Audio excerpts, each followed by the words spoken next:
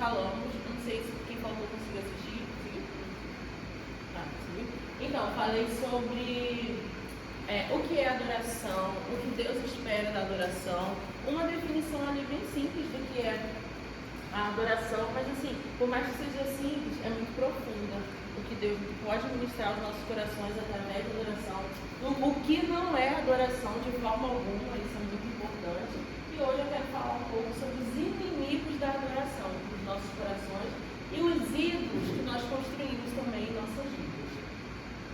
A aula de hoje é mais objetiva, até mais curta de slide. E aí, inimigos da adoração, ídolos do coração, o que seria isso? Inimigos da adoração, você fala aquela música, cai os inimigos do Senhor, ou algo do tipo. Quais são os inimigos da adoração? Tudo aquilo que ganha o nosso coração, que entra no lugar de Deus em nossas vidas, se torna um inimigo da adoração. Porque se eu venho para a igreja e o meu papel nessa noite é adorar o Senhor, entra outra coisa nesse lugar, isso impede a minha adoração. Às vezes é alguém que está ministrando, às vezes é uma mágoa, um ressentimento, eu não vou com a cara daquela pessoa que está lá ministrando. Isso se torna um inimigo da adoração. Eu não consigo adorar porque outra pessoa ali que eu não gosto, ou que eu estou brigada, e não deveria ser assim, né? Aí Deus deixa de receber aquilo que deveria ser somente para Ele, que é a nossa adoração. Então muitas vezes se torna um inimigo da adoração e fica o quê? Entra a nossa adoração a Deus. Pode ser um problema na nossa casa. A gente chega aqui no culto, no domingo, às vezes carregado de tanta coisa que aconteceu durante a semana. É tanto que muitas vezes a oração de um louvor inicial ou do pastor é assim, coloque a sua mente cativa ao trono de Deus, entregue tudo ao Senhor. As orações são muito assim, por quê? Para a gente trabalhando a nossa mente, desconectar da conta que a gente tem que pagar na segunda de manhã, ou do feijão que tem que cozinhar, ou coisas que a gente precisa fazer ainda durante a semana. Então, muitas vezes, os nossos problemas, as nossas coisas vão se tornar um inimigo da adoração. Só que independente da circunstância, nada deve atrapalhar a nossa adoração. Nada deve impedir o propósito do Senhor. Eu lembro uma vez que eu estava muito aflita indo para a igreja de bicicleta, tem muito tempo isso. E aí eu estava com dificuldade de adorar, e aí Deus ministrou o meu coração. Que eu não deveria colocar inimigos, que eu não deveria colocar situações, circunstâncias à frente do propósito que viessem impedir a adoração do Senhor, ao Senhor, na verdade. Muitas vezes, os inimigos do propósito, as circunstâncias, a gente coloca à frente da adoração. Eu não estou bem, nem vou adorar. Não estou bem, não vou orar. Não estou bem, não vou à igreja. Então a gente coloca várias coisas à frente do Senhor. Não deveria ser assim, à frente da adoração que somente o Senhor, devemos dar somente ao Senhor. E aí os inimigos da adoração podemos ser nós mesmos. Isso acontece muito. Queria fugir de mim mesmo, mas onde eu ia eu estava. Eu sou o meu maior problema. Isso acontece.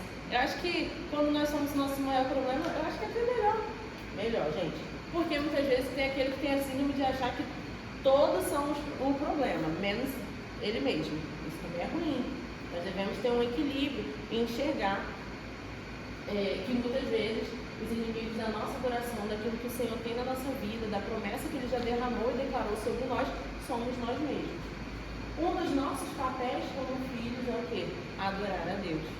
Então, eu preciso destronar o inimigo da adoração, o ídolo do meu coração, para eu conseguir exercer o meu papel de filho, que é adorar a Deus.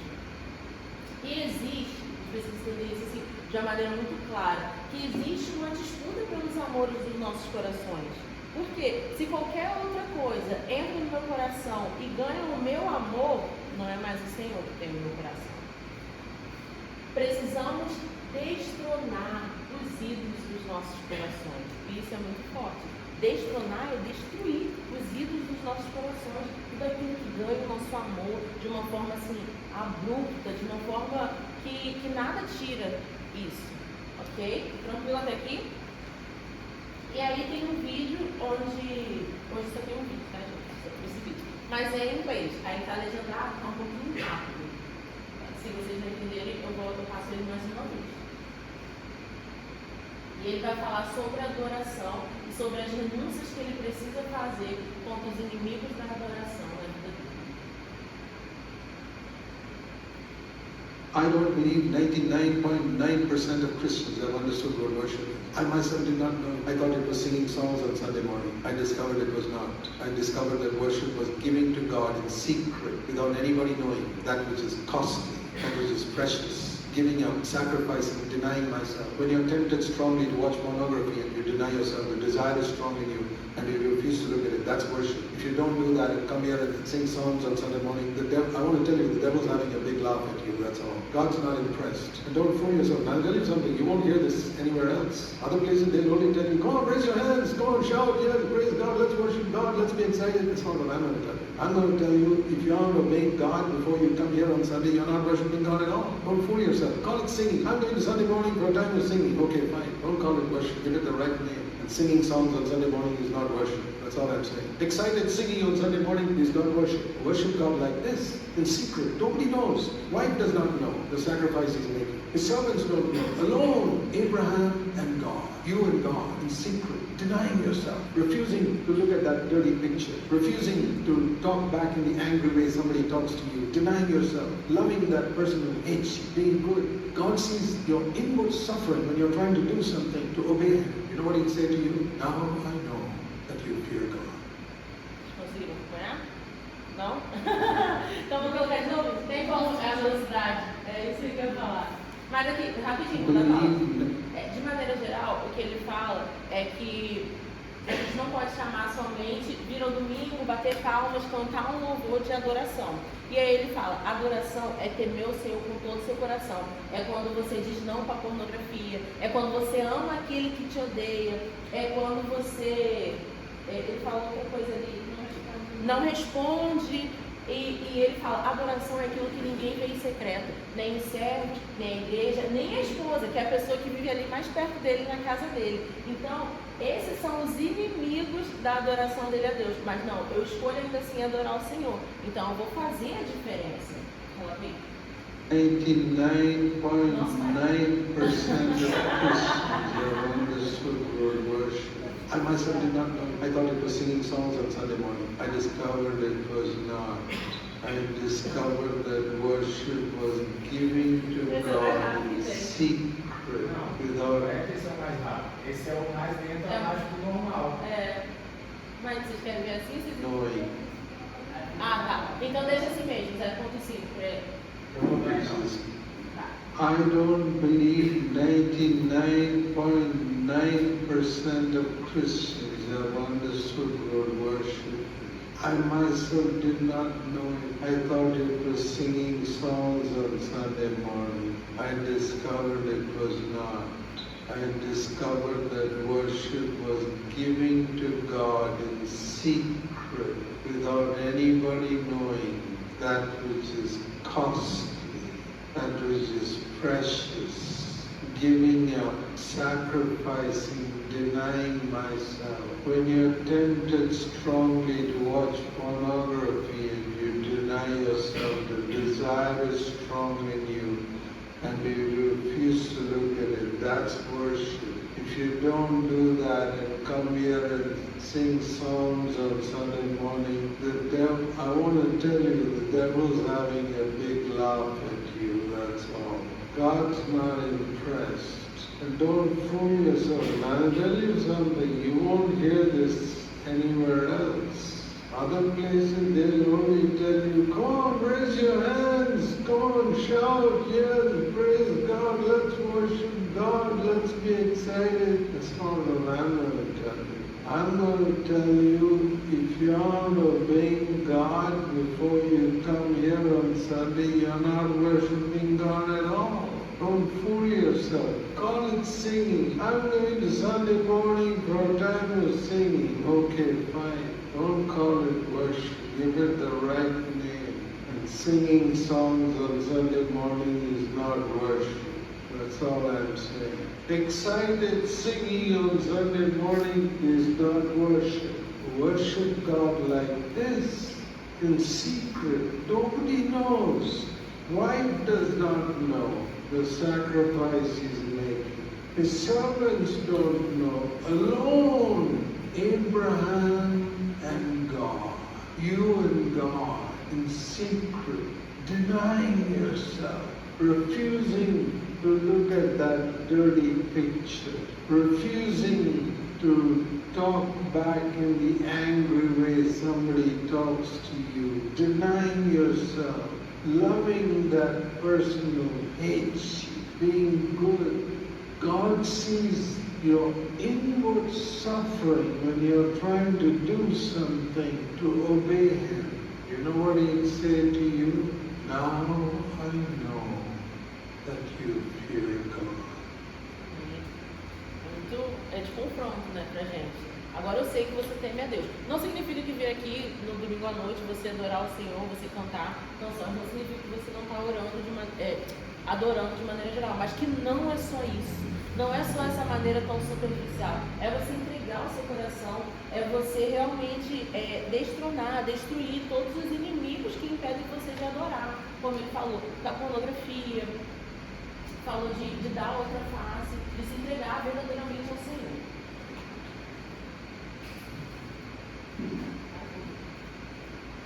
E aí,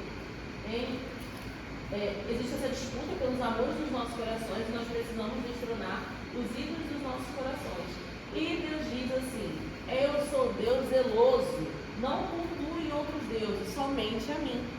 Êxodo 20. E Deus falou todas essas palavras: eu sou o Senhor, o teu Deus, que te tirou do Egito, da terra da escravidão. Não terás outros deuses além de mim. Não farás para ti nenhum ídolo, nenhuma imagem de qualquer coisa no céu, na terra ou nas águas debaixo da terra. Não te prostrarás diante deles, nem lhes prestarás culto, porque eu, o Senhor teu Deus, sou Deus zeloso, que castigo os filhos pelos pecados de seus pais até a terceira e quarta geração daqueles que me desprezam, mas trato com bondade até 1000 gerações aos que me amam e guardam os meus mandamentos. Ou seja, o Senhor, Ele é Deus zeloso, Ele quer ser somente adorado. Ele não quer que escolhemos cultuar outros deuses, mas sim somente a Ele. E isso aqui foi ele falando com o povo do Egito. Imagina quantos deuses tinha naquela época. Aí a gente fala assim, hoje a gente não tem nenhum Deus. Não tão visível assim como um Deus, uma estátua, como era antigamente. Mas nós temos muitas coisas que roubam o lugar de Deus nas nossas vidas. E aí, eu trouxe aqui algumas idolatrias atuais. Eu achei muito legal essa imagem da internet. E aí nós temos a idolatria de Mamon, que é quando nós somos... O dinheiro ganha o nosso coração. O Mamon é uma entidade aí voltada para essa ganância, para essa supervalorização do dinheiro. Tem até um livro que eu quero comprar que se chama Derrote Mamon, sobre derrotar e exaltar o nosso coração. Gente que só fala de dinheiro, que só pensa em dinheiro, que dinheiro é tudo para ela não consegue abençoar o próximo. E aquilo ganha o coração dela, se torna uma idolatria. E também idolatria política, não? Porque Lula, Bolsonaro, são coisas assim desse tipo. A pessoa se torna doente, a política ganha o coração dela. Idolatria tecnológica, de coisas que assiste. Tem vários tipos de idolatria. Tem pessoas que idolatram a sua inteligência, ao seu trabalho, a sua família. Idolatria religiosa. Isso acontece muito na igreja. Nas igrejas, na verdade. Onde eu idolatro o meu pastor, eu idolatro a esposa do pastor, eu tenho uma pessoa da igreja que eu tenho muito apreço, e aquela pessoa para mim é Deus no céu e ela na terra. Isso está errado, porque isso ganha o nosso coração. Idolatria egolátrica. Egolátrica ali, o ego. Quando eu sou melhor do que todo mundo. Coitado de vocês. Quem são vocês na fila do pão? Isso está errado. Isso ganha o nosso coração e se torna um inimigo da adoração a Deus. Porque a gente não... Quando eu falo aqui inimigo da adoração a Deus, é porque não significa que a gente não vai conseguir necessariamente adorar, mas sim que a minha adoração não vai ser verdadeira e genuína, como a palavra de Deus diz. É necessário, Deus espera adoradores que o adorem em espírito e em verdade. Como que vai ser verdadeira a minha adoração se outras coisas ganham o meu coração? Vai ser ali, da boca para fora. Vai ser uma performance onde todo mundo vai ver eu quebrantada, ali chorando, fazendo toda a atriz da Globo, com as mãos assim, mas vai ser ingênua a minha adoração. Ingênua não, performance, totalmente ali, atuação. Pode falar. Eu tenho a adoração que tudo que você coloca acima do que é a vontade de Deus na sua vida, vida, o que você faz para Deus e tudo mais, isso se torna idolatria a essa coisa. Eu esqueci o exemplo que eu uso, mas o exemplo que eu pensei se está no meu momento devocional, eu vou assistir televisão só um pouquinho, só um programa que vai passar agora, eu já estou idolatando essa tecnologia. Sabe? Colocando alguma coisa no lugar de Deus. Realmente. Tudo que a gente coloca ali no lugar de Deus nas nossas vidas, se torna uma idolatria. Será que a gente consegue separar isso em uma linha muito tênue, sabe? É muito próximo. Mas a gente entender que o Senhor, Ele é maior do que tudo. Maior do que todos em nossas vidas. Eu acho que nesse mesmo dia a pessoa ainda lembra assim, se você for ler a Bíblia, não lê no celular, lê na Bíblia mesmo no papel, porque qualquer coisa que aplicar no seu celular vai te fazer desconectar. Mesmo que você continue lendo, mas a sua mente não vai ser mais de Deus, a sua mente vai ser daquela notificação que grita no seu celular. Aí você está lendo a Bíblia, Shopee. Eu tirei, porque na igreja já apitou. Tirei notificação e tal. Shopee não apita mais no meu celular.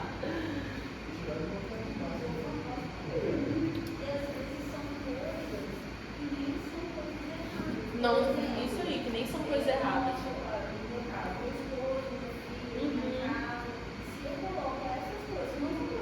Sim.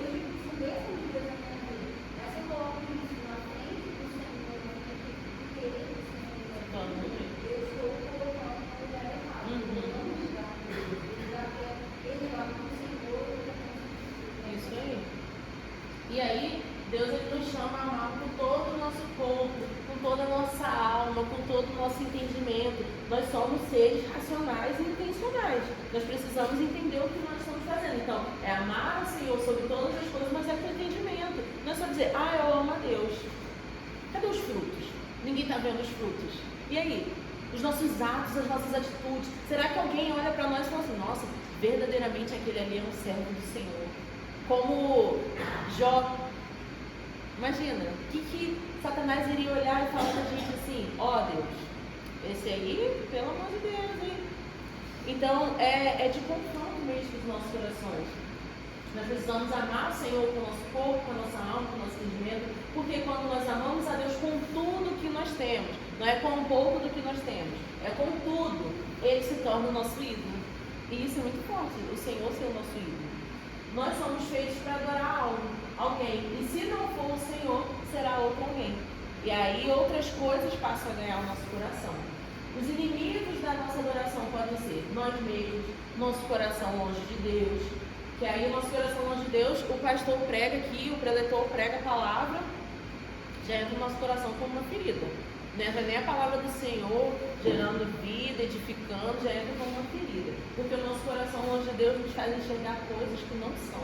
A nossa ótica fica deturpada. A gente enxerga coisa até aleatória. E quando a gente está ferido, a fulano fala qualquer coisa, a gente, nossa, foi pra mim.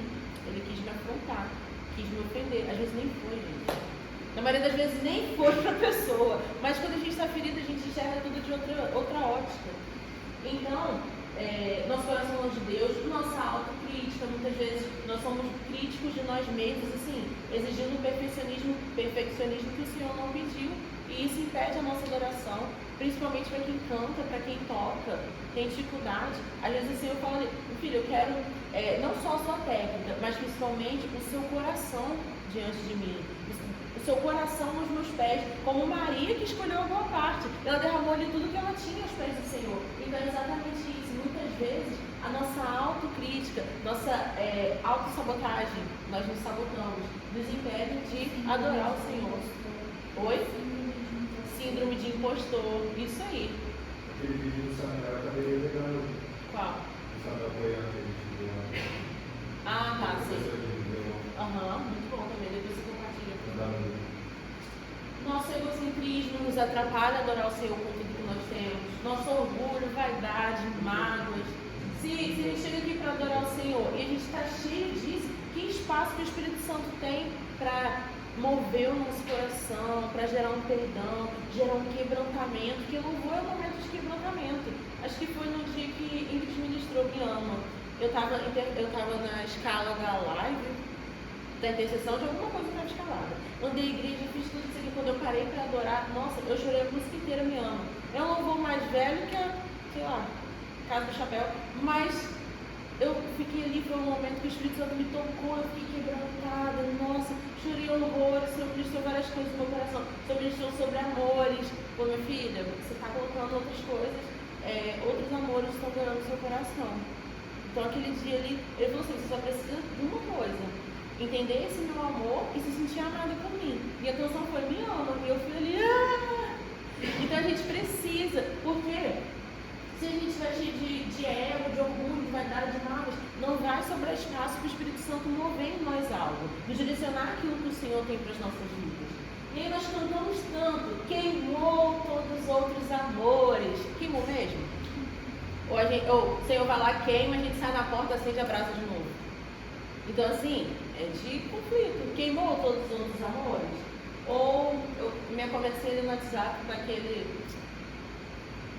Não sei por quê, porque eu sou casada já há muito tempo. Com aquele boição que Tem um som nenhum. que não tem unção nenhuma. E aí? É forte. Os inimigos da nossa adoração podem fazer morada em nossas vidas. E não é isso que o Senhor quer. Em 5 minutos aparece, tá imaginando algo. Ah, tá. E aí, os inimigos da nossa adoração, se a gente deixa, gente, não só cria raízes, mas faz morada e destrona as nossas vidas. Eles podem fazer morada em nossas vidas, em nossos corações e se tornar ídolos. Já pensou nisso? O quão ruim é? Porque algo quando cria raízes em nossos corações é mais difícil arrancar. É tanto que quando alguém nos ofende, a gente fala assim, quando a gente quer aconselhar alguém, discipular, cuidar, não leva para o coração. A palavra de Tiago diz que tudo aquilo que é gerado na mente, depois leva para o coração, o próximo passo é a prática. Então se alguém me ofendeu, está na minha mente, depois eu passo para o coração, já enraizou. O próximo passo é eu falar e ferir aquela pessoa de volta. Isso é muito sério. Eu devia falar que chegou no coração, já se torna pecado. Isso aí, chegou no coração, já se torna pecado. Enquanto está na mente, a gente fala assim, não leva para o coração. Ora, entrega ao Senhor, Deus, me perdoa fulano, gera um momento de arrependimento, de reconciliação, de perdão, mas não leva para o coração, porque quando entra no coração é tão difícil de tirar. Eu já passei por situações que entrou no meu coração e eu tive que falar, eu sozinha orando a Deus, eu libero essa pessoa no reino espiritual, me perdoa, Senhor, eu aceito o perdão de fulano, tudo aquilo, porque é muito forte, tem muito impacto no reino espiritual. Eu já vi muitas pessoas caírem endemoniadas, na Bíblia está endemoniadas, né? Deve ser um ninho de demônio, mas eu sempre falei endemoniada, de demônio, mas é ninhada. Interessante, né? Na Bíblia é ninhada, deve ser um monte de demônio. Mas enfim, eu já vi muitas pessoas caírem endemoniadas por mágoa. Porque uma raiz de iniquidade no seu coração, muita mágoa, e aí você vai lá ministrar paternidade, amor do Senhor, cura emocional, a pessoa cai na hora. Por quê? Uma raiz de iniquidade no seu coração, uma raiz de rancor, de ferida, de mágoa. Aí o que a gente começa a ministrar? O perdão.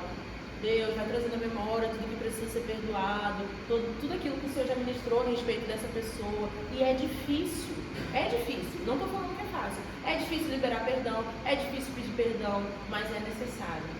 Não é fácil. Para quem escolheu ser crente, essa é a notícia que eu tenho para vocês nessa noite. Então, o nosso coração ele é uma fábrica de ídolos. Nós precisamos estar atentos a isso. Exemplo, bezerro de ouro. Pensa lá, Moisés subiu para orar, para falar com Deus. Quando ele desceu, o povo já tinha feito um bezerro de ouro, uma estátua, um negócio para adorar. Imagina. O pessoal fala que Jó foi a pessoa mais paciente da Bíblia. Para mim foi Moisés. Porque ele aguentou. Eu não sei porque as pessoas falam isso. Não faz sentido. Jó amaldiçoou até o dia que ele nasceu. Ele só não amaldiçoou Deus. Ele reclamava, pegava telha, né? Arrancava as feridas, pedra, tudo. Gente, para mim foi Moisés. Ele aguentou muito. Ele desceu, o povo já tinha construído um bezerro de ouro. Aí depois, no deserto, reclamando, você nos trouxe aqui para morrer. Gente, eu já tinha mandado tudo para cá no chapéu. Para mim, Moisés foi o cara mais paciente da Bíblia. Quando Deus falou que ia fazer, se todo mundo fazer uma geração a partir dele, ele ainda orou pelo povo. Então, assim, é uma loucura. Jesus, Eu entendo quando Deus falou assim, eu não sei se era para tocar, se era para bater, e ele fez o contrário. Eu sei que ele não herdou a terra prometida. Por isso, mas eu falei assim, cara, esse cara já devia estar muito estressado, muito cansado. Só que ele tocou pra lá. Então assim, ele agiu errado? Agiu, mas eu ainda entendo ele já devia estar muito saturado daquele povo falando na cabeça dele. Mas ainda assim, em Hebreus cita Moisés e foi uma pessoa que teve intimidade com Deus. O testemunho dele é muito lindo. tanto que ele está mantendo a seguração. Eu acho assim, independente de tudo que aconteceu, Deus falou assim, não, meu filho, continua, você aguentou muito. E aí, o quê? Nossa, foi forte. E aí, nosso coração é uma fábrica de ídolos, por exemplo, bezerro de ouro, pessoas, nós colocamos muitas pessoas como ídolos no nosso coração. Trabalhos, muita gente que se torna workaholic porque escolhe o trabalho, workaholic é a pessoa que viciada em trabalho, como o ídolo do seu coração. Ministérios, tem gente que é assim, eu sou líder do ministério de louvor. Não, meus liderados, minhas ovelhas. Eu sou líder dos jovens, meus jovens, minhas crianças. Gente, é do Senhor. Você está ali como instrumento. E tem uma ministração da esposa do Alessandro Vilas Boas, esqueci o nome dela, e ela fala que nós precisamos segurar as coisas com mãos leves. Porque um bom líder é aquele que chega, lidera, prepara e sai. Ou seja, ele sai, vai ter outro no lugar dele ali, porque ele preparou. Então ele pode faltar, ele pode não ir e vai ter alguém ali que vai substituir ele, porque ele preparou. Agora aquele líder que gera dependência emocional serviu de nada. Um bom líder, ele precisa preparar as pessoas para que tenham um bom funcionamento, caso aconteça qualquer outra coisa com ele. Deus fala assim, não, agora você vai para outro ministério, você vai para outro igreja, vai para outro lugar, que ele possa sair e as pessoas vão caminhar sem ele.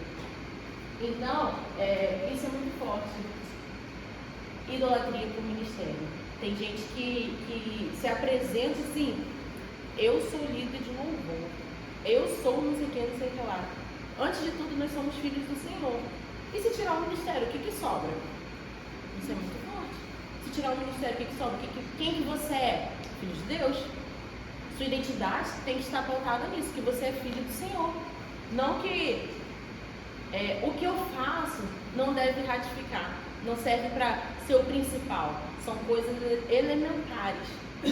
O principal é que nós somos filhos do Senhor, filhos de Deus.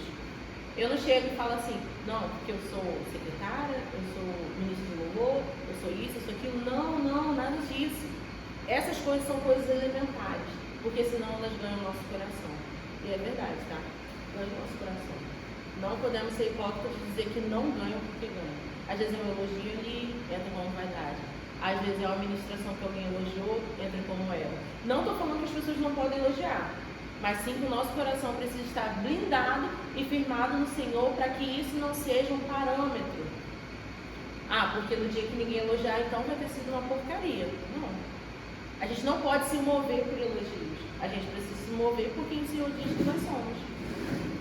E aí, é muito interessante, porque ninguém começa querendo se perder no meio do caminho. Nós é que deixamos outras coisas ganhar o nosso coração e se tornar ídolo. Os privilégios, as vaidades, os elogios, tudo que gera prazer e alimenta a nossa natureza adâmica que veio de Adão. Isso é muito interessante, porque eu lembro quando eu comecei a ministrar louvor, nossa, eu fui muito elogiada. E hoje eu tenho muito mais noção do canto. Na época eu nem sei o que eu fazia, mas o Senhor com muita graça estava ali me usando. Mas eu fui muito elogiada. E aí, isso quis me paralisar. O elogio quis me paralisar. E eu lembrei de uma frase da Zoelile que os elogios nem as críticas, que o nosso coração precisa ser como uma panela antiaderente que a gente acabou de comprar, onde os elogios nem as críticas vão colar.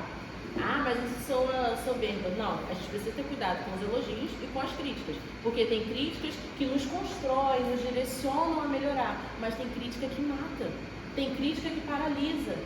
E elogio também. Tem elogio que pode fazer paralisar, mas também tem, claro, aquela pessoa que tem medo de romper. E tem elogio também que pode te matar, porque vai alimentar o seu ego, vai alimentar a sua vaidade e vai gerar um ídolo no seu coração de vaidade, de orgulho. Então, tudo que gera prazer e alimenta a nossa natureza adâmica, nós precisamos ter cuidado, porque se torna um ídolo no nosso coração. E eu trouxe aqui uma imagem para a gente olhar aí como que era o bezerro de ouro. Achei muito genial. Devia ser uma coisa muito louca. Mas ele está lá na intimidade com Deus e o povo lá adorando um bezerro de ouro. Faz total zero sentido, mas para aquela época devia ter alguma simbologia e tudo mais. Os deuses do Egito, animais, né? Então, para eles fazia um sentido para a época. Mas eu fiquei pensando assim, o quão longe o coração deles estava de Deus. Porque assim, eles viram muitas coisas assim, durante todo o processo mais para frente, mas ainda assim o coração deles estava longe de Deus. E adorando algo que eles mesmos criaram. Sim, com mãos humanas. A palavra também vai falar isso. Que Deus não está feito com mãos humanas. Isso é muito forte. Porque quando a gente vê alguém idolatrando, sei lá, Zeus, que é o deus olímpico lá, pode se equiparar a um deus que não se vê. Por mais que ele falam que ele existiu e tudo mais, pode se comparar a um deus que não se vê. Mas quando é algo que foi criado por mãos humanas, eu acho que é pior ainda. Eles precisavam da necessidade de ter algo visível e apalpável, como Tomé, né, que precisa. Bem-aventurado é aquele que não precisou ver para crer. Então, muito interessante também, porque assim, os deuses, tanto deles quanto humanos, eles são os mesmos, só que mudam o nome. E se você for parar para pensar, todos esses deuses eles eram assim, de caráter péssimo. Péssimos caráteres. E tipo assim, eu acho que essas pessoas, esses gentios que criaram esses deuses também, acho que já criaram eles com essas histórias meio que para sentir uma afinidade. Eu não sou tão ruim assim, Deus faz isso. Tem essas características. Se esse Deus é vaidoso, eu posso ser vaidoso. Exatamente. Esse é o meu Deus. Eu me identifico com ele. Sim, são deuses criados ali a sua própria maneira, seus próprios Um Deus da guerra, Isso. um Deus que justifica a minha personalidade forte. O Deus do Um Deus vinho, que coisas justifica a minha assim. bebedeira. Sim, verdade. E tudo que direcionava a natureza adâmica. Aham. Ou seja, eles não queriam renunciar, só queriam ir além, além, além. Eles eram sem noção ainda, né, cara? Eles fizeram o Deus bezerro lá, e aí falou, esse é o seu Deus que tirou você do Egito. Cara, que doideira, né? E tipo assim, eles eram tão ingratos que eles, como eu falei, tipo, o Bruno que falou isso, esse é um dos deuses do Egito que eles levantaram. Né? Então assim, não basta reclamar do maná e tudo, eles ainda ergueram um altar com uma coisa passada. E Satanás é sujo, né? Porque ele pede coisas que sabe que tem valor na sociedade. O bezerro é de ouro. Não é um besouro. Não é um bezerro feito de pedra, papel, tesouro, nada disso não. É feito de ouro, porque tinha valor para a sociedade. Então, assim, para ser algo importante, bonito, adorado. Satanás, ele é muito estratégico. Então, isso vale a reflexão. E aí, o nosso coração humano, ele deveria seguir um ritmo, que o primeiro é adorar a Deus, o segundo, amar a Deus. Na verdade, o primeiro seria amar a Deus, mas aqui, como primeiro mandamento, vocês entendem que é amar a Deus sobre todas as coisas. Mas aqui, enquanto eu adoro a Deus, eu amo a Deus, e aí eu sou amado pelo Senhor de volta. É uma troca ali, eu adoro o Senhor, eu amo o Senhor, e aí eu recebo esse amor de volta. Não tem como se sentir amado por Deus sem adorar Ele. Não tem como. A gente não acorda assim, eu sou amado por Deus. Não. É um momento de ministração, de oração, de adoração, que a gente vai recebendo do Senhor esse amor. Não é do nada. Ninguém acorda assim, Deus me ama, acorda cantando paz. Deus me ama e o seu amor é... Não. Mas enquanto você está cantando aquela música, você pode sentir também o amor de Deus. Quando você está ali adorando, buscando ao Senhor. Então o foco nós precisamos voltar o nosso coração à adoração. Aliás, adorá-lo. Quando nós voltamos o nosso coração à adoração, nós destronamos tudo aquilo que se torna inimigo da adoração. E aí eu trouxe aqui o Salmo 103, que é muito bom. Quando você tiver com dificuldade de adorar, dê uma ordem para a sua alma. Ó minha alma, louve ao Senhor. É uma ordem para si mesmo. Ó minha alma, louve o Senhor. Que todo o meu ser exulte de alegria, louvando o santo nome de Deus. Tem uma música que eu gosto muito do Elton Molinari com o pessoal dos Bravos. E o nome da música se chama Louve ao Senhor. E é só esse cântico. Aí eles ficam, ó minha alma, louve ao Senhor, e fala isso repetidamente. E é muito bonito, porque é exatamente isso. Ó minha alma, louve ao Senhor, sem esquecer nenhuma das coisas boas que tem feito por mim. Porque você está dando uma ordem para a sua alma, para ela louvar o Senhor. E muitas vezes a nossa alma está tão aflita, está tão longe de Deus. É Ele quem perdoa todos os meus pecados e me cura de todas as minhas doenças. É Ele quem livra minha vida do túmulo e me enche com a sua bondade e misericórdia. Enche-me de coisas boas, de forma que a minha vida se renova como a da água. A água na Bíblia sempre é algo sobre grandeza, né? Sobre ser forte, ser firme. Eu achei isso tão bonito. Então, no seu dia de aflição, dê uma ordem para a sua alma, orando. Ó minha alma, louva o Senhor. Eu vou me exultar, eu vou bendizer o nome do Senhor e eu vou ter o quê? Alegria. Eu vou desfrutar daquilo que o Senhor já derramou sobre mim. E amar a Deus de todo o nosso coração é despojar. Essa palavra despojar aqui no contexto fica como retirar, arrancar, destronar, tirar do trono, tirar do trono, os ídolos dos nossos corações. Então, quando nós amamos a Deus com todo o nosso ser, com toda a nossa alma, todo o nosso entendimento, nós destruímos, tiramos do trono do nosso coração todos os ídolos, tudo aquilo que compete com o Senhor na nossa vida. Porque existe uma guerra em nossos corações competindo com os nossos amores. Aquilo que nós mais amamos está competindo com o amor ao Senhor. Por isso Satanás tenta roubar a adoração genuína. Pois assim o coração não se converte totalmente ao Senhor. Isso é verdade, gente. Num momento de adoração, Satanás está ali trabalhando com todos os soldadinhos dele. Por quê? Porque quando Satanás está ali impedindo a adoração da pessoa, não gera quebrantamento. Quando gera quebrantamento, a pessoa, o Espírito Santo vem, entra e move, leva aquela pessoa a arrependimento, leva aquela pessoa a entender o que ela precisa mudar no Senhor. Então, o plano maior de Satanás é tentar roubar a adoração genuína, porque ele sabe que quando a adoração genuína acontece, o mover acontece, o quebrantamento acontece. Então, nós precisamos ter um coração quebrantado perante o Senhor. Então, se ele consegue roubar essa adoração genuína, o nosso coração não se converte totalmente ao Senhor. Tem esse entendimento. Tranquilo até aqui? Eu achei essa imagem do coração tão legal, uma fábrica de ídolos.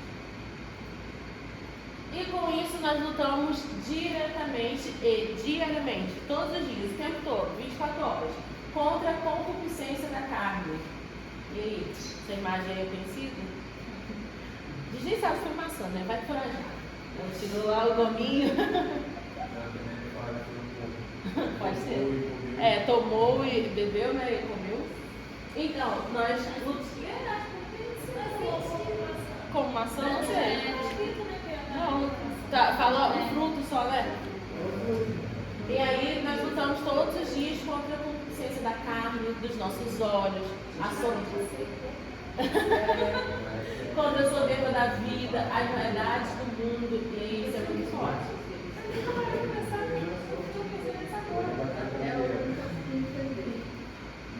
E definição de concupiscência: atração pelos prazeres materiais, sensuais, com desejo sexual intenso, a cobiça, tudo aquilo que gera prazer é concupiscência. Dos olhos, da carne, tudo aquilo que alimenta a nossa alma. Quais são as janelas da alma? Ouvidos, olhos, tudo entra e alimenta o que? A nossa alma, o nosso coração. Oi? Os nossos sentidos. Então, a palavra de Deus diz em 1 João 2,16: pois tudo que há no mundo, a cobiça da carne, a cobiça dos olhos, é porque essa versão está escrito cobiça, mas em versões mais antigas está escrito concupiscência. Então, a concupiscência da carne, dos olhos e a ostentação dos bens, tudo isso não provém do Pai, mas do mundo. Tudo isso se torna um ídolo do nosso coração. O mundo e sua cobiça passa, mas aquele que faz a vontade de Deus permanece para sempre. Então, se nós fizermos a vontade do Senhor, nós permaneceremos ali fiéis, irredutíveis. Agora, se a gente se deixar levar pela concupiscência da carne, dos olhos, a ostentação dos bens, tudo isso vai nos afastar cada vez mais do Senhor. Então, a adoração, ela vai nos levar diretamente ao deleite de Deus. O que é deleite? Você se deleitar ali, se derramar, aproveitar a presença do Senhor, você sentir prazer na adoração. Não ser só algo engessado, mecânico. Não tô brincando essa música não. Mas enfim, para não ser só algo engessado, sabe? Sentir, não tem como todos os dias você chegar à presença do Senhor e ficar lá, se derramar e sair do mesmo jeito. A gente não pode aceitar isso. Nós precisamos Se deleitar no Senhor, no amado da nossa alma. E realmente proferir isso. Não é todo dia que eu vou pro meu quarto ali, pro meu devocional, alegre, mas eu preciso aprender a me deleitar, a sentir prazer na presença do Senhor. Porque o Senhor sente prazer na nossa presença. Muitas vezes nós só pedimos a presença dele. Vem, presença, vem, Espírito Santo, vem, vem, vem. Mas nós damos a nossa presença a ele. Isso vale também nós pensarmos. Nada substitui o prazer da presença de Deus. Não há nada que possamos fazer para fabricar a presença. Não tem como fabricar a presença. Não, vou fabricar a presença lá na caixinha. O que é isso? A presença de Deus, de presente. Não tem como. A presença de Deus não é algo que pode ser fabricado, porque não é um produto de consumo. É um produto de acesso. Nós fazemos o quê? Acessamos a presença de Deus. E o convite de Jesus na Bíblia é sempre o mesmo. Venha, siga-me, acesse a fonte, beba dessa água, porque aquele que beber dessa fonte, dessa água, jamais terá sede, porque ele oferece uma fonte que joga uma água de vida eterna. Aleluia. Então nós precisamos nos envolver nisso, entender que a presença de Deus, a adoração a Ele, não é um produto de consumo, mas é um convite ao acesso. E todo mundo tem direito. Agora a gente precisa querer. É um caminho de renúncia. Eu lembro uma outra frequência que eu vi uma pessoa, tem muito tempo isso, era lá na outra igreja, antes de ter 2 igrejas, antes de ir lá não sei pra onde, depois de vir pra cá. E aí, era uma alta frequência, eu vi uma pessoa que eu admirava muito e tal, e a pessoa estava lá fluindo, os dons, e orando, e aquilo lá no mistério. E eu, ai Deus, queria tanto ser como aquela pessoa, a invejosa. E não falo isso com orgulho não, gente, é feio, tá? E, mas é um produto de acesso. A fonte está ali para acessar. Aquela pessoa estava acessando a fonte. Estava renunciando, fazendo a parte dela, buscando o Senhor todos os dias. E eu. Mas é muito fácil a gente só querer o resultado. A gente não quer acessar a fonte, a gente quer o resultado da fonte. A gente não quer acessar. E a gente precisa entender que o Senhor está disponível para todos. Basta nós querermos. A gente precisa entender isso. Às vezes a gente só vai querer aquilo que outra pessoa faz, mas nós não vamos querer fazer o que ela tem feito. O jejum, a oração, a renúncia, a leitura da palavra e por aí vai. E quando nós destronamos os ídolos do nosso coração, nós entendemos que a presença de Deus precisa ocupar esse lugar. Se eu tirei tudo aquilo que era ídolo no meu coração, a gente canta tanto a música da Alessandra, eu gosto muito. E, existe um trono colocado no mais alto lugar. Claro que ele se refere a Apocalipse, trono de Deus e tudo mais, mas metaforicamente falando, também tem o trono dos nossos corações, onde nós colocamos ídolos e nós precisamos tirar todos esses amores para colocar o Senhor. Então, quando nós tiramos todos os ídolos que ocupam o lugar do Senhor, nós entendemos que é a presença de Deus que precisa ocupar esse lugar. Tirei os ídolos, entrou a presença. Não dá para tirar os ídolos e deixar vazio, porque existe um trono. Outra coisa vai se sentar sobre o trono do meu coração. Pode ser qualquer outra coisa, mas vai ficar.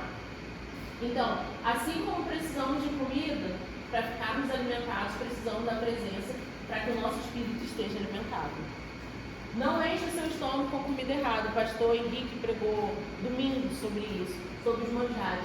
Não alimente a sua alma com alimentos que não te sustentarão, que vai parecer só algo ali superficial. E o convite do Senhor para as nossas vidas é somente um: destruir, destronar todos os ídolos do nosso coração. Ele nos faz um convite à pureza. Porque se eu destrono os ídolos do meu coração, eu começo a caminhar em algo mais puro, uma adoração mais pura.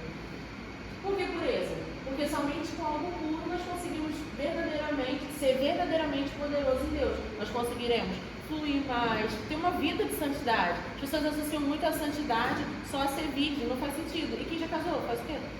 Não é mais santo, acabou pra ela. Eu já ouvi muitos relatos de meninas virgens que eram muito mais sujas, tanto na mente, quanto no espírito, no coração, do que meninas que não eram.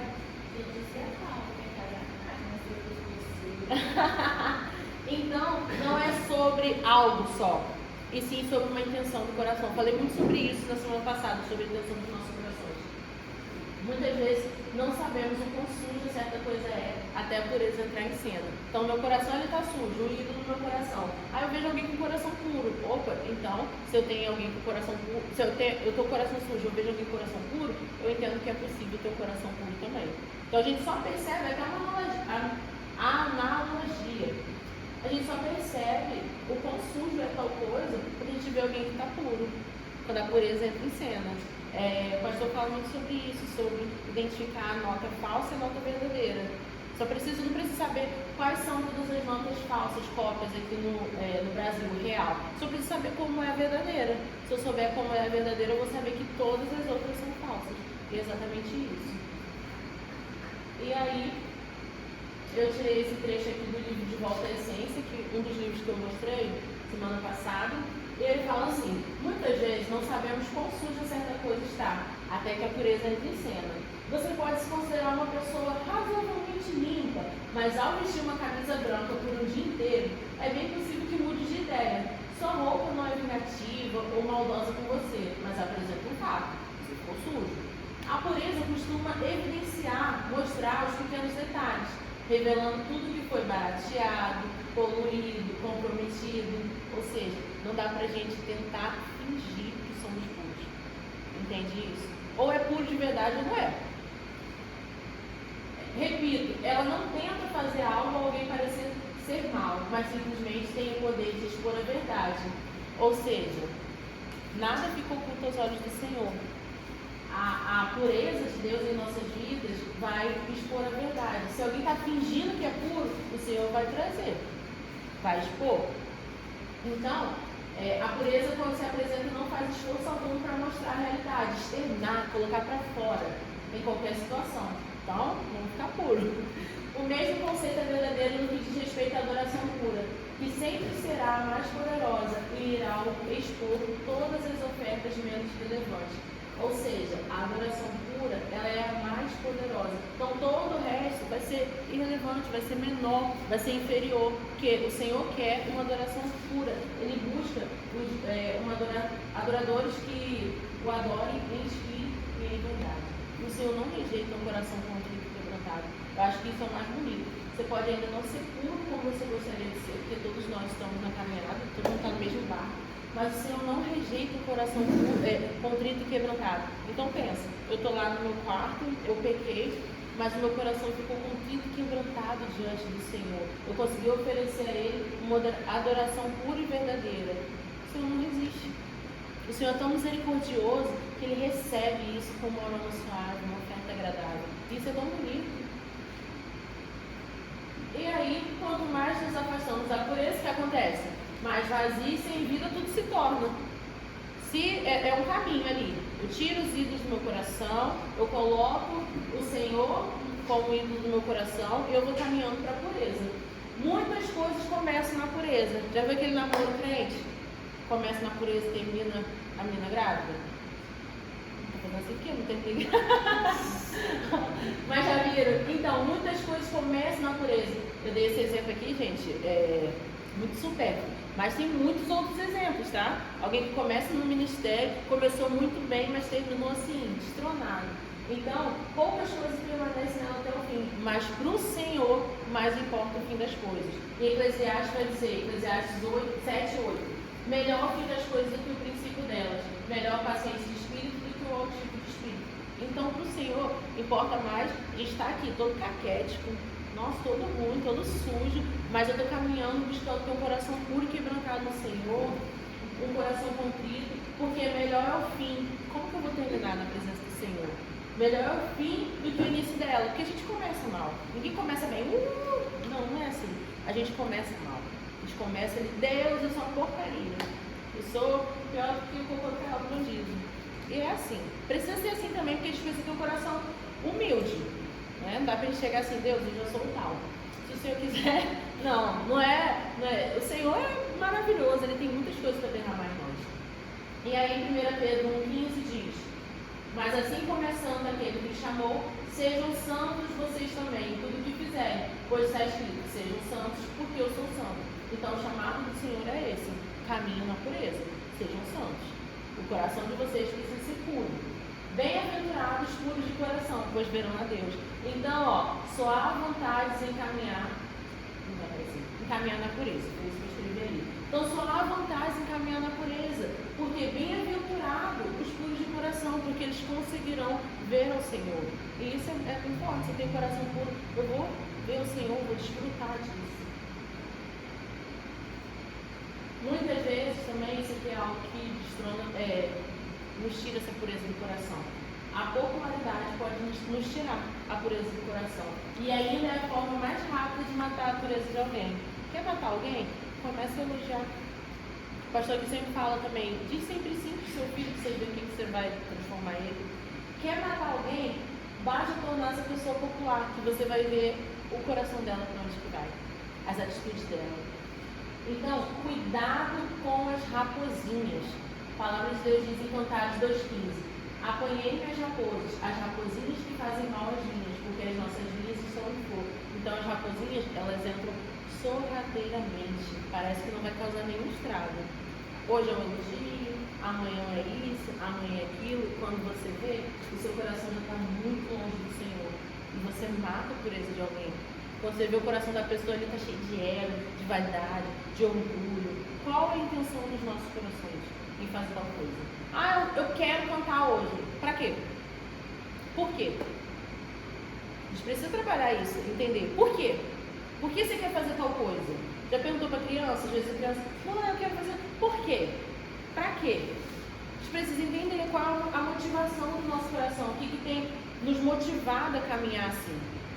E é muito interessante na Bíblia, porque Jesus ele foi incrivelmente popular. A gente pega o Novo Testamento e a gente vê várias situações onde tinha um monte de gente ouvindo ele, ou um monte de gente próximo, e Jesus nunca foi guiado por isso. Isso nunca foi o que moveu o Senhor. Ao contrário, ele fugia dessa popularidade. E isso é uma passagem que está lá em João, que fala que eu acho que ele recebido, mas ele conhecia a intenção do coração das pessoas. Acho que está lá em João, assim. Muito forte isso. Ele ser muito bem recebido, mas conhecer a intenção do coração da pessoa. E para a gente pensar um pouco que o inimigo, Satanás, ele não esteja preocupado com a nossa popularidade, em alimentar o nosso ego. Ah não, essa pessoa já é minha, eu vou só alimentar o ego dela cada vez mais, se tornar popular. Não, que Satanás não esteja preocupado com isso. Que a gente dê trabalho para ele de outra forma, que ele se preocupe com o nosso nível de pureza. Então, fulano ali, ó, é bem puro, não consigo, estou aqui arquitetando com os outros demônios para saber o que eu vou fazer para derrubar. A gente tem que ser nesse nível, que Satanás se incomode com a nossa integridade de coração. Aquele ali tem um coração íntegro, um coração puro. O que Deus espera de Deus, opa, foi um erro de digitação, gente. O que Deus espera de nós, não o que Deus espera de Deus. O que Deus espera de nós é uma adoração pura, genuína, sincera. Então construa uma adoração pura a ponto de tocar o coração de Deus e não somente dos homens. Muitas vezes nós vemos aqui, nós nos derramamos, mas toca só pessoas. E o Senhor, não foi dessa vez. Isso é muito triste. O nosso foco deveria ser atingir, tocar o coração de Deus.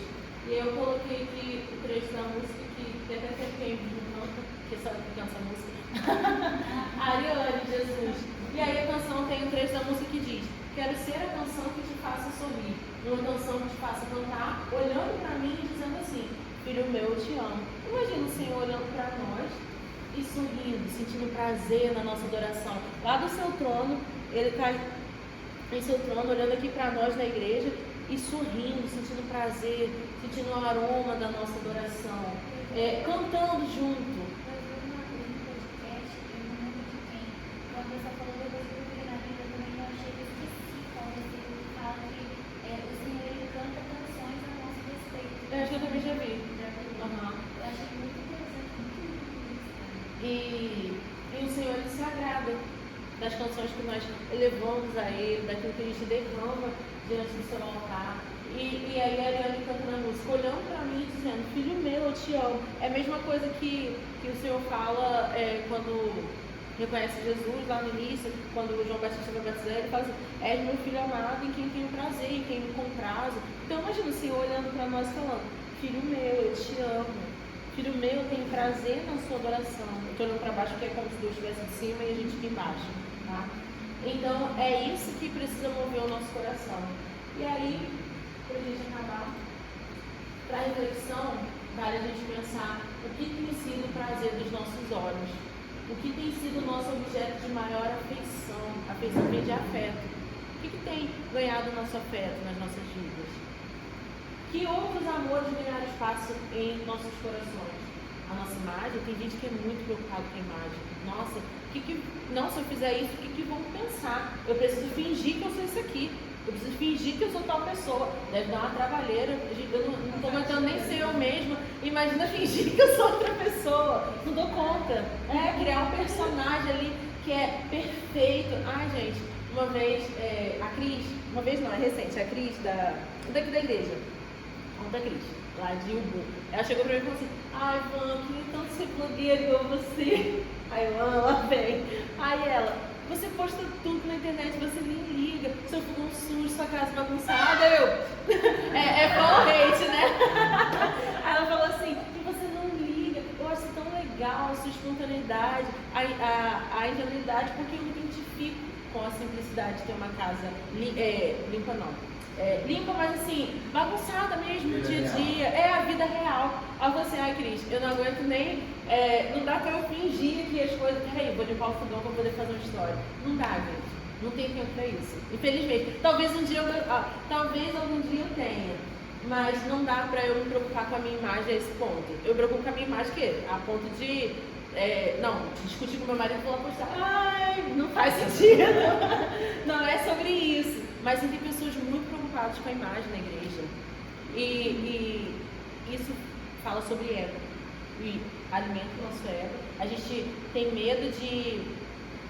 O livro Ego Transformado, ele fala sobre isso. Que a gente precisa ter o cuidado de não pensar tanto em nós, nem muito, nem menos, nem complexo de superioridade, nem de inferioridade. Mas a gente, assim como Paulo diz, nós não precisamos pensar em nós. Porque a gente pensa muito na nossa imagem. O que eu aparento ser? O que eu sou? O que dizem de mim? E eu já lutei muito contra isso. Eu lembro que no início da minha caminhada, eu era o próprio livro da Joyce Meyer, O Vício de Agradar a Todos. Eu não sabia dizer não. Nossa, todo mundo podia montar em mim. Porque eu não sabia dizer não. Às vezes eu não queria ir a um lugar, eu ia. Pra não magoar a pessoa, não deixar a pessoa triste. A maior dificuldade que vocês imaginarem de dizer não, eu tinha. Só quando era dinheiro que se eu não tivesse mesmo, não tinha como, né? Mas assim, às vezes até ligação, a pessoa ligando lá do hospital, pedindo dinheiro, negócio de câncer, sei lá, qualquer outra coisa. Eu não consigo dizer não. Aí eu fico, não sei o que. Essa semana eu dei celular pro Jonathan, eu falei assim, fala não, porque eu não consigo. Quer dizer, hoje eu consigo. Mas ainda é uma luta, é uma dificuldade. Então a gente precisa aprender a se posicionar também. Mas é um desafio, digo a todos. Então, nós precisamos lutar contra a nossa imagem. Muitas vezes os nossos filhos ganham esse lugar no nosso coração, se torna um prazer. Eu conheço gente que fala assim, não fui pra igreja. Gente, é diferente. O filho estava doente, não teve como e tal. Mas tem gente que o filho se torna um ídolo ali na vida. Não é pra ser assim. Não é pra ser assim. Eu acho a história tão bonita que Deus fala. Abraão, dá seu filho Isaac. O coração de Abraão não estava em Isaac. O coração de Abraão estava em obedecer ao Senhor. E assim, eu creio fielmente que se Deus levasse Isaac, o filho da promessa, ele daria outro filho.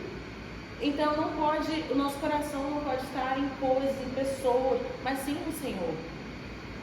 Nosso trabalho, nosso casamento, muitas vezes. Eu já fui uma pessoa que coloquei o meu casamento como o prazer dos meus olhos, o meu objeto de maior afeição, e não é isso. Também que é chicote do Senhor, porque não é para ser assim, não é o ideal. Então, que o fogo do nosso amor puro por Jesus destrói todos os ídolos do nosso coração e seja mais visível do que as canções que cantamos e tocamos. O nosso amor puro por Jesus, a nossa adoração genuína precisa ser maior do que o que eu canto, do que o que eu toco, do que o que eu falo. Mas a minha vida precisa expressar o amor por Jesus. Então, para a gente encerrar, que a nossa adoração passe a falar somente de uma pessoa, da pessoa de Jesus. Não dos ídolos, dos nossos amores. Pode falar. Isso lembra daquela citação que Jesus fez, que foi bem forte, que ele fala: aquele que ama mais o seu filho do que a mim não é digno de mim, que ama mais o seu pai do que a mim. Imagina as pessoas ouvindo isso, cara. Tá mandando parar de amar ele? Se te ama mais? Imagina, porque a gente fala assim, Jesus, claro, mas e ali na hora? Vamos lá que a gente está ali na hora e chega um cara, que até então a gente não sabe, né? Só estão dizendo que ele é um profeta. Sim. E ele fala, deve ter causado ama mais o seu confusão. filho do que a mim, você não é digno de mim. E você receber isso. Aquela passagem também que o cara chegou e pediu pra Jesus e falou assim, eu vou lá, não, você vai entrar meu pai, deixa que os mortos se sepultem. Deixa que os mortos se sepultem. Se você quer ir lá sepultar ele, você não é digno de me seguir. Isso aí é forte. Mas amém. É isso, que o Senhor seja o maior ídolo dos nossos corações. Alguma dúvida, gente, daqui? Quiser falar mais alguma coisa? Pode encerrar. Hoje foi mais curta a nossa aula, mas acho que foi bem objetiva. Semana passada a gente falou sobre o que é adoração, o que não é adoração. Hoje sobre os ídolos dos nossos corações. Semana que vem nós vamos falar sobre destronar os altares, igreja, tá? Nível de os músicos. E a última é o nosso papel como ministro, e a gente encerra. A última, eu peço que vocês não faltem de jeito nenhum.